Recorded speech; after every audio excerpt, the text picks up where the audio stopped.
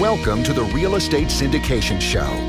Whether you are a seasoned investor or building a new real estate business, this is the show for you. Whitney Sewell talks to top experts in the business. Our goal is to help you master real estate syndication. And now your host, Whitney Sewell. Where do I even start, Peter? I love this syndication model. I'd love to be buying apartments, or talking to investors, but I just, I don't feel like I can even do that, or I don't have the confidence yet. From your experience now, you've coached many people through this process. What do they need to do to get this in their mind that, hey, I can do this, and I got to start creating some traction? Well, I think beyond the basics of being able to, through books or courses or just listening to podcasts, get enough information to be able to know how to value a multi-unit property using a cap rate formula at least would be one of the very first things that you would need to do. And the best way to do that is to learn what the formulas are and then go out and apply them. Call up some brokers or get some properties off LoopNet and take the income and expenses and do the math on it to figure out what you feel that the property is worth so you can get more comfortable with that. The next step, and one of the things that I urge my clients to do, is find ways that they can get connected directly with a seller of a property. Now, if a property is listed with a broker, as you know, a lot of times these brokers aren't too willing to turn over the phone number or contact information of one of their listings to someone that they just met that morning. But what I found is that through a combination of doing some things so you can connect with owners yourself directly, and there's things you can do. You can mail sellers. Even better, just go knock on some doors, talk to some tenants, find out what the seller's or the owner's phone number is and call them up yourself directly, or go to a apartment owners association if you can find one in your area and meet some other people there that own properties and just start a conversation, a dialogue with them yourself directly. As far as being able to connect directly with sellers on properties that are listed, one of the things we found is helpful is getting an offer out on the property that probably isn't going to get accepted. It's not a super low ball offer, but a lower than, let's say, the seller or broker expected offer. And when that offer isn't accepted, what we say to the broker is, hey, we can probably put this deal together. Is there any way that we could all get together and just put our heads together on this? You, the broker, myself, and the owner of the property. Do you have a conference room or something we could sit down and meet in and find a way that all three of us could get together? And I found that when we do that, that's the quickest way for us all to get to the closing so we can all get paid. And with that language pattern, what I'm doing is I'm pushing the broker's buttons on talking about getting his commission paid. I'm doing it in a way where I'm respecting and making the broker feel comfortable that we're not going to go around them. We're not going to try and put some deal together directly with a seller where the broker isn't compensated. Yeah, it's in his conference room, right? I mean, I liked how you worded that. And it's not threatening. It's not, hey, can you just give me the number so I can talk to him myself? It's, hey, can we use your conference room and so we can make this happen?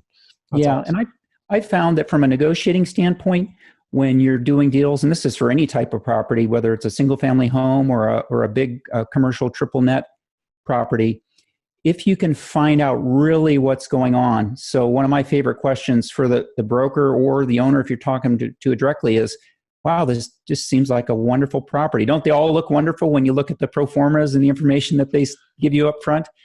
Just looks like a wonderful property. Why would you ever consider selling it? And then you just shut up at that point and listen. And you may not get the right answer right up front, but if you are engaged and can create a connection with the seller, create a little bit of rapport.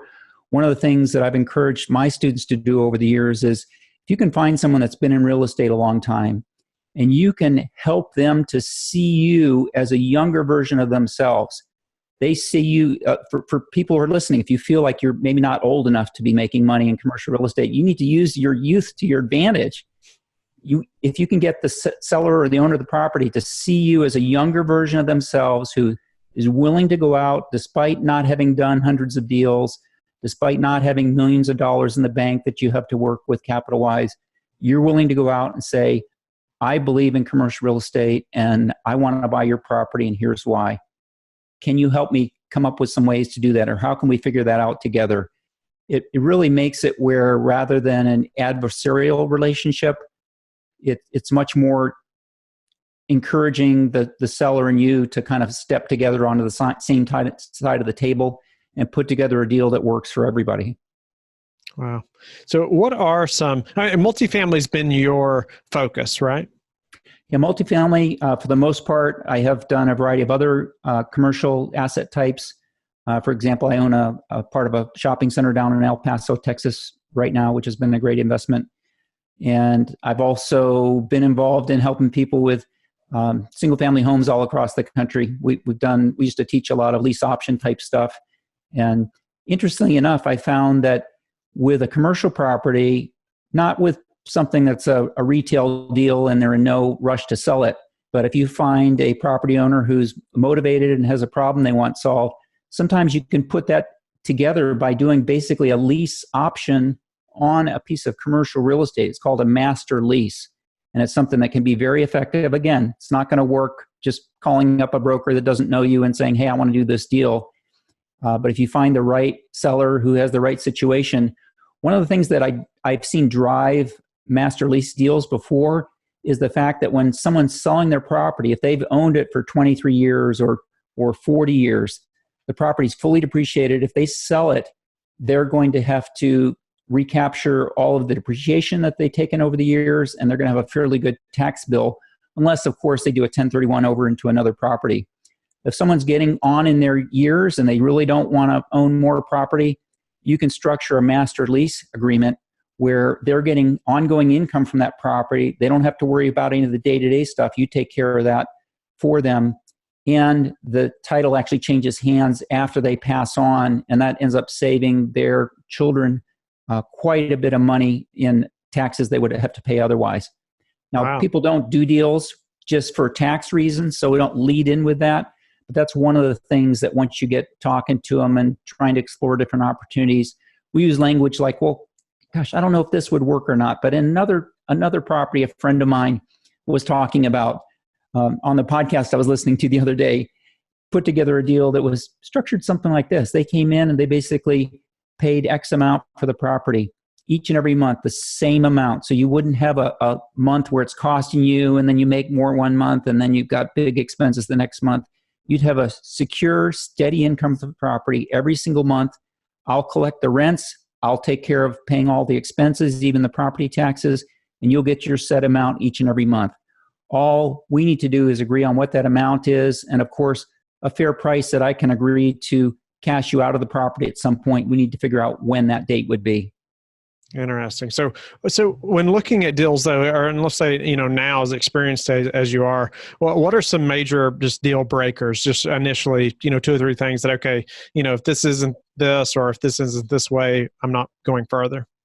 Well, generally, the deals I'm involved in, I tend to be pretty picky about the clients I work with because I'm just working with 5 or 6 of them at a time each year.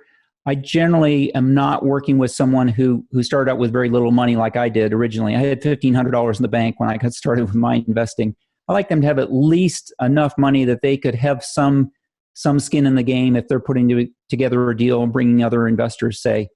And I think in this environment that we have going on right now where cap rates are getting compressed and it seems like it's getting more and more competitive, the more tools you have to put a deal together, the better your chances are of making a deal that's really a win-win for everybody. So generally, we'll go out and oftentimes make an offer to do a more conventional deal where it's a 20 or 30% down payment and then new financing. And we'll also engage in talking with the seller. Again, if we can do it directly with the seller while keeping the broker respected and apprised of what's going on, you can sometimes put together a deal. If someone's price sensitive and they're not willing to drop on their price, they might go ahead and do a creative deal where maybe they do carry back the financing themselves just because they can have that feeling of, I wanted to sell my property for $5 million or whatever it is that's driving them. They get to win on, one of the things I learned many, many years ago was you can have your price or you can have your terms, but you can't really have both. So it's working between those two dynamics. Nice. So, in your experience and obviously the success you've had and obviously coaching so many people, what's really been the hardest part of either, the syndication process or just purchasing commercial property in general for you? I think probably something that took me a number of years to learn, and something that I need to drive into some of the students I'm working with is, it's one thing to listen to or read a book about syndication and say, great, I'm just going to find other people, doctors or dentists or people that want to make higher rates of returns. Understanding that if someone's going to invest in your deal, they're really investing in you, and they need to know, like, and trust you before you ever even get to explain to them what their rate of return might be.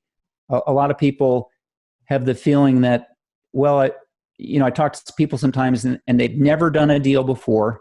They don't have any background or experience in real estate, and they somehow want to be able to go out and do a $20 million deal and bring investors into it when they haven't taken the time to take the baby steps and get going first, which is why I encourage people to, get out there, maybe do some smaller properties on their own, or find a 10-unit property that you can maybe find one money person to go in, and your deal with that money person is you put up the money, I found the deal, I'll put in all the work and effort, and we'll split the profits on it 50-50. Now, you can get better deals than that with investors in the future, but be willing to give more than you need to in the beginning just to get your feet wet and start to develop yourself as an experienced investor rather than someone that comes across as a real greenie. Help us to become that professional borrower. How do we do that in the next 24 months? How do we become the most professional borrower and have that type of profile? All right. So first things first, I did want to say kind of what the result is. You had asked me, what do we need to prepare for? There was 2 points I wanted to make. Okay. In Prosper, think everything that I do is based on targets. So bullseye is where we want to be. Most people aren't even fundable enough to hit the target at all, right? But when you are fundable, meaning you, to some degree, and you can hit the target. Then the problem becomes, in times of recession, the target becomes smaller. So fundability optimization, what we do, what we talk about in every platform that I'm on, deals with how to make your scatter chart within that bullseye first ring, yes. Right? So it doesn't matter whether you're in prosperous times or the creditors or the lenders are tightening up their criteria. Lenders only make money when they lend. So if you are in that bullseye scatter chart, you're going to still keep getting money. And my clients, we've already got $101.3 million so far in May in fundings from top tier banks, because they keep getting that small, tiny scatter chart. So now to answer your question, how do we change what we need to do in the next 24 months, right? First thing, you got to learn the rules of the game. Most of us, before we come to this, we are literally, we're playing pickup games at the rec center, and we're playing against all-star pro NBA ballers, right? And we're getting dunked on and dunked on. It's like the Harlem Globetrotters. They're just killing us around. So we got to first learn the rules of the game. The rules of the game include those 40 characteristics that we need to become aware of, some of which I've already mentioned. The second thing is we have to change the awareness of a consumer borrower means that you are picking up types of credit that are harming you. The very people, here's a perfect example that you guys can stop right now and improve your profile. If you go to optoutprescreen.com, and take your name, address, phone number, everything off of the credit bureau mailing list, your profile value will increase by 10 to 15% because you're not on the list to be offered credit. Now, just so you know, these lenders, I have mad respect for their system and their marketing savvy. But do you realize what many credit offers are literally pinging consumers to see if they should be taken off the serious borrower list? Meaning, you're being pinged with a credit offer. And if you get approved, then you end up on it's my term, but it's a susceptibility list. And remember, and the reason why your credit score and your fundability goes down is because you will respond to offers. Lenders do not like to lend to people who need money. So your borrower behavior has to shift so that you appear in every way not to need money. And so the insider secret here is if you get an offer, let's say in the mail, hey, it's $50,000 business line of credit from Wells Fargo, do not ever, under any circumstance, anywhere, input on the form the tracking number, the activation code, the PIN, whatever. Call up Wells Fargo and ask them about their $50,000 business line of credit, because now you are a proactive, intentional borrower rather than a reactive, unintentional, I'll take whatever money you throw at me borrower. And in the book, we talk about what we call borrower totems, right? And there's different animals. We call that's a seagull borrower, right? Pick up the scraps. Anything you got, I'll pick up any type of credit that you are willing to offer me. Professional borrowers are intentional borrowers. We do not respond. We proactively seek. And the other thing that your people need to really understand, and this comes directly from David Smith. He is the SBA. When I was at FICO, I did a podcast and I interviewed at FICO World. I'm interviewing the SBA liaison with FICO and Congress. And he's the guy who reports to Congress and literally tells Congress how well the SBA portfolio is doing, right? Well, now we have gobs and gobs and gobs of PPP loans and EIDL loans that are, do you know how they evaluate the credit of individuals for the PPP loan? It's called SBSS, Small Business Scoring Service, and it uses the FICO Liquid Credit Engine. But people think that that business credit depends on the things that they've been taught in the past. Some of the mythology has been around the Paydex score or the Experian Intellis score. No credible credit bureau scores its own data. It's illegal for Experian, TransUnion, Equifax to score its own data. That's why FICO is responsible for taking the data and scoring it. Well, on the business side, the Fair Credit Reporting Act doesn't exist. And so FICO has just barely, the last few years, been moving into the business scoring market. And in this podcast, David Smith of FICO told me that 80% of a business lending decision, 80% of the business lending decision depends on your personal borrower profile. Only 20% depend on your business information, not your business credit score, not your business trade lines, but your business. And they look at the business identity to make sure it's not fraud, and that your personal borrower identity and the business borrower identity sync up. That's the other, what we call in the boot camp, the other 20%.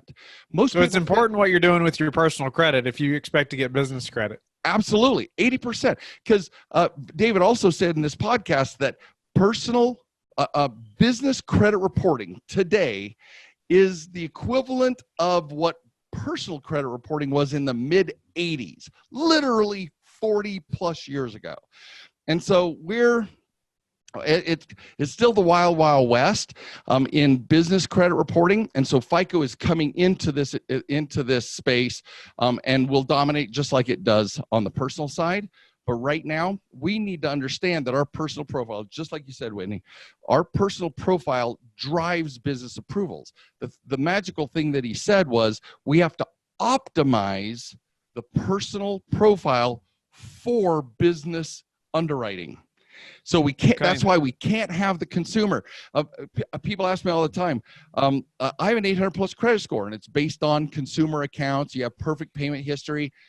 And I always ask, do you believe that Chase is going to give you a $50,000 or $100,000 business line of credit based on your Home Depot reputation? It is never going to happen. So we have to build a personal profile that completely encapsulates what a business lender wants to look at. Give me a couple of things that will help us do that. Like, I know we got to learn those rules and then not have harmful types of credit. So we're not going to go finance furniture, or we're not going to just take in any kind of credit that they send us, like you were talking about. What else is going to help us to have that profile? The credit offers. One of the things that we can be aware of, this one's huge. There are FICO scores and there are FACO scores. If you're playing a basketball game and you're using a fake score to evaluate your credit, that's like believing somebody holding up a poster in the stands and not looking at the official, the count on the scoreboard on the wall, right? Well, perfect example. And this is a travesty. Do you realize who the purveyor of the greatest, most horrible FACO scores out there? Credit Karma. 80 million people are using scores that they're basing their credit beliefs, their credit financing capability, and their actionable intel on a fake score, because no lender uses Credit Karma's scoring model. Nobody uses it for approvals, especially for high value accounts, automobiles, mortgages, tier 1, tier 2 bank cards, the credit cards, things like that. So all of a sudden we have 80 million people who are evaluating their fundability on a fake score, and they wonder. We all the time, a woman came to my boot camp, and she was just devastated when she learned out the fake scores, because it totally made sense why she went to buy a car and her credit score on Credit Karma said 720 on her phone, and then they walk in and the auto dealer is pulling a 650 credit score, and she's devastated. Right. So should we have debt on our cards? Should we have, credit card debt? What should we do to help build that profile? Perfect. To show that. So here, another set of criteria for kind of the rules of the game, right? The highest and most valuable credit profiles to lenders are one that have at least one mortgage. Doesn't matter the amount. It could be a $20,000 HELOC or a $1.2 million first. Doesn't matter. At that level, it doesn't matter. An auto loan doesn't matter if it's a $5,000 one, a $3,000, or a $50,000, or you got your Maserati at $150, right? Doesn't matter as long as it says auto loan on it, because FICO is about predictive analytics. And if you have an auto loan and a mortgage, you are in what's called the scorecard. You're in the scorecard that has the least likelihood of default or bankruptcy. So those two, and people ask all the time. You'll have listeners, I'll bet you, that'll comment or otherwise. Yeah, but I paid off my car and my score went down 20 points. Why? I thought that's a good thing. And the credit reporting and scoring process is the quintessence of what have you done for me lately. So if you pay it off, that's not a good thing, because you don't have a trade line that you're proving that you've got the chutzpah to continue to pay. So one auto loan, one mortgage where possible. Okay. Don't go into debt intentionally if you can't afford it, guys. That's no bueno. But I'm telling you what is most valued in the process. The next thing is that you want 3 tier 1 or high value credit cards, and tier 1 are the tier 1 banks is Wells, Citi, Bank of America, Chase, the too big to fail. Tier 2 are all the regional banks, the BB&Ts, the U.S. banks, the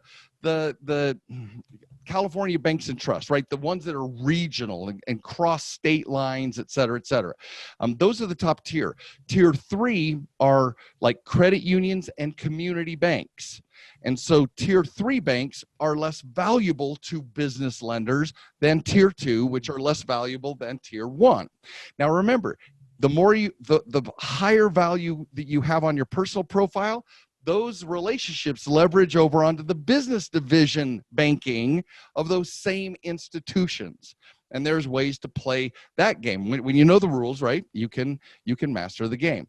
So you don't want, ultimately, Ethan Dornhelm, the chief scientist at FICO, told me, when I asked a very pointed question, I said, what is a zero balance? Because our numbers, our algorithms said that a zero balance is not good. And he said, I can't tell you the math, but less is better than more, but some is better than none. And so we've worked that, our numbers showed that, but we've worked that out so that, remember I spoke about the reporting date. You can have a false high balance. So there's a way to find out your reporting date and then make a payment before the reporting date, in addition to paying it to zero on the due date. So that's a strategy that will make sure you look good when you're broadcasting to lenders in the future. So it never shows a really high balance. Correct. That's correct. And yet so many people cross over, they pay it to zero, but they're in the middle of using it all the time. And when it crosses that reporting date, that use balance is what gets reported, not your zero balance at the due date. So we should so we want the reporting to be zero. Is that right? We want to pay zero at the due date, but there is a percentage. It's less than 30%, but it's customized. Think of everybody's borrower profile as a pie chart. Depending on how many accounts you have, how many are open, how long they've been open, the quality or tier of the accounts, it all contributes to an algorithm that basically says what the percentage should be for each particular account. Every account is a different percentage, which equals 100%. And so, but that's part of the magic, right? I'm a total geek for this stuff. And so we've not only been back to FICO, but our modeling is spot on with regards to what they have, the lender-facing side and the borrower-facing side are synced up when it comes to the dots we've connected. We hope that you have enjoyed the highlight show today. You can always listen to the full episodes that were featured today by clicking the links in the description box. Let us know in the comments what you thought of this episode, or you can go to lifebridgecapital.com/podcasts and click the feedback button. Let us know how we can add more value to you. Thank you, and talk to you tomorrow. Thank you for listening to the Real Estate Syndication Show, brought to you by LifeBridge Capital. LifeBridge Capital works with investors nationwide to invest in real estate, while also donating 50% of its profits to assist parents who are committing to adoption. LifeBridge Capital, making a difference, one investor and one child at a time. Connect online at www.lifebridgecapital.com for free material and videos to further your success.